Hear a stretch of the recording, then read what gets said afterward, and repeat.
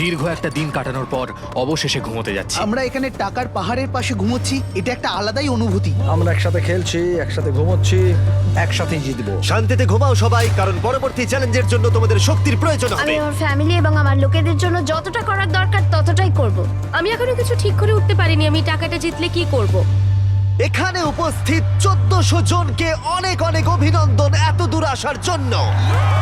আমার নতুন prime video show beast games এর জন্য এই অডিশনে আমাদের আরো দুটো চ্যালেঞ্জ রয়েছে।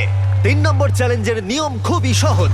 আমরা তোমাদের সামনে একটা বিশাল মাঠ জুড়ে কিছু ফ্ল্যাগ রেখে দেব। তোমাদের পরবর্তী পর্যায়ে এগিয়ে যাবার জন্য একটি ফ্ল্যাগ তুলে নিতে হবে। তোমরা রয়েছে 1400 জন এবং ফ্ল্যাগ রয়েছে 1100টা। তার মানে 300 জন এলিমিনেট হয়ে যাবে। প্রত্যেক রাউন্ডে আমরা আলাদা আলাদা সংখ্যক ফ্ল্যাগ রাখবো, যার যোগফল গিয়ে দাঁড়াবে 1100।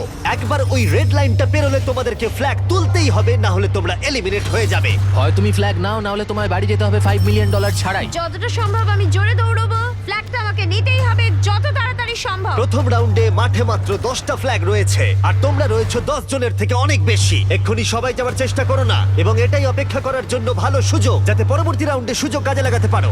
আমি প্রথম রাউন্ডেও যাব না, দ্বিতীয় রাউন্ডেও যাব খুব না, ভালো। তৃতীয় রাউন্ডেও যাব না।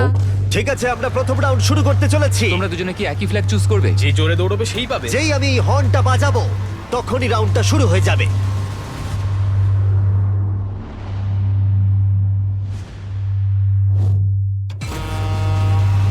দেখো দেখো দেখো। ও দেখো, ওরা দৌড়চ্ছে, ওরা দৌড়চ্ছে, দেখো। ওহো! খেলা বেশ জমে গেছে। দেখো, দুজনেই 1 নম্বর পতাকার জন্য দৌড়চ্ছে। ওহো! দুজন ধাক্কা খেলো। ইয়া!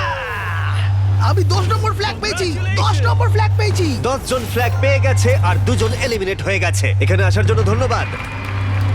আর যে 10 জন একটা করে ফ্ল্যাগ পেয়েছো, তোমাদের কনগ্রাচুলেশন, তোমরা পরবর্তী চ্যালেঞ্জের জন্য সুরক্ষিত হয়ে গেছো। মাত্র 12 জনই হ্যাঁ, দৌড়েছিলেন। দেখছি লোকজন খুবই চালাক। আমি তো ভেবেছিলাম 100 জন ওখান থেকে বেরিয়ে যাবে। আমরা হয়তো একটু সহজভাবে শুরু করেছিলাম, কিন্তু এবার পাগলামি করব। পরের রাউন্ডে আমরা আনতে চলেছি 50টা ফ্ল্যাগ, আর অনেকেই এলিমিনেট হতে চলেছে। তোমরা এবারে যাবে ভাবছো, আর তোমরা আগে থেকেই ফ্ল্যাগটা বেঁচে রাখছো। আমি 47 নম্বরটা নেব। 49-এর দিকে কেউ তাকাবে না। তুমি 24টা নাও। আমি 24 নম্বর নেব।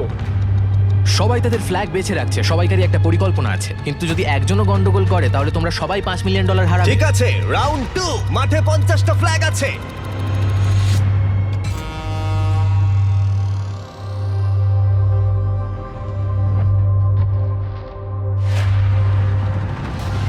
ও ও ওকে দেখো, ওকে দেখো, ও পেয়ে গেছে। ও মাই গড, অনেকেই তো দেখছি পতাকা পাচ্ছে।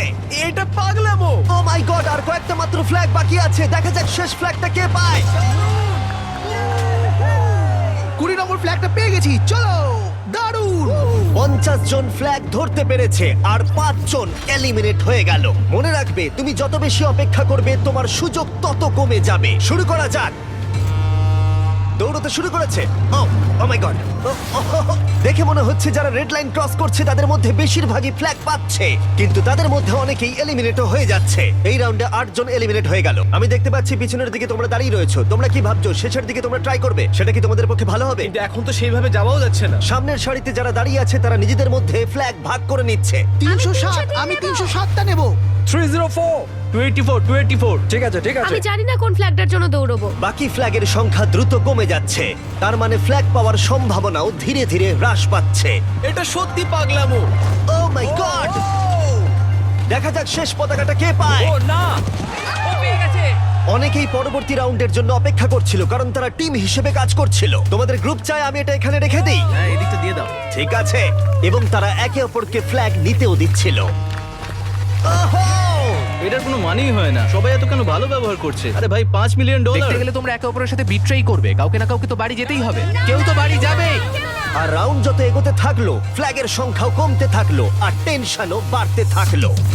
ও ও, দেখে যাও তুমি। তুমি নিজের পা জড়িয়ে পড়ে গেলে। হ্যাঁ আমি জানি। তুমি ঠিক আছো? হ্যাঁ। আমার মনে হয় এটা আমাদের করা সবথেকে বেশি ইন্টারেস্টিং চ্যালেঞ্জ হতে চলেছে। ও মাই গড, এটা তো পাগলামি। ও মাই গড, চ্যালেঞ্জের শুরুতে দৃশ্যটা এরকম ছিল, আর এখন এটা এরকম এসে দাঁড়িয়েছে। তোমাদের মধ্যে 179 জন বাকি আছে, আর 100টা ফ্ল্যাগ বাকি আছে। এবার একটু বেশি জনকে এলিমিনেট করা যাক। 50টা ফ্ল্যাগ নিয়ে এসো। এখানেই আসল চ্যালেঞ্জ শুরু হলো, আর মাত্র 2টো রাউন্ড বাকি আছে। হয় তোমাদের এই রাউন্ডে ট্রাই করতে হবে নয়তো ফাইনাল রাউন্ডের জন্য অপেক্ষা করতে হবে। এখন প্রশ্ন হলো, যদি তোমরা ফাইনাল রাউন্ডের জন্য অপেক্ষা করো তাহলে সেটা ভালো হতে পারে, খারাপও হতে পারে। চলো কিছু মজা করা যাক। দৌড়তে শুরু করেছে। ওরা দৌড়চ্ছে, ওরা দৌড়চ্ছে। Oh my God! একটা ফ্ল্যাগ তোলো, একটা ফ্ল্যাগ তোলো। আর মাত্র কয়েকটা ফ্ল্যাগ বাকি আছে। ওদিকে দেখো, ওদিকে দেখো। ও পেয়েছে, ও পেয়েছে। আমরা দেখতে পাচ্ছি এখনো পর্যন্ত 115 জন এই লাইনে বাকি আছে, আর এটাই হতে চলেছে ফাইনাল রাউন্ড। বাকি 50টা ফ্ল্যাগ নিয়ে এসো।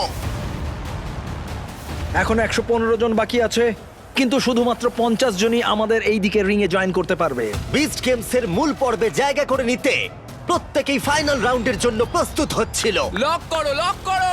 সবাই প্রস্তুত হয়ে আছে, এবারে তাদেরকে নিতেই আর হবে। কম্পিটিশনের এই গুরুত্বপূর্ণ পর্যায়ে এসে আমি সম্ভবত সবচেয়ে বড় এবং খারাপ ভুলটা করলাম। আমি আমার বন্ধু কার্লকে মাইকটা দিলাম। ইয়ো!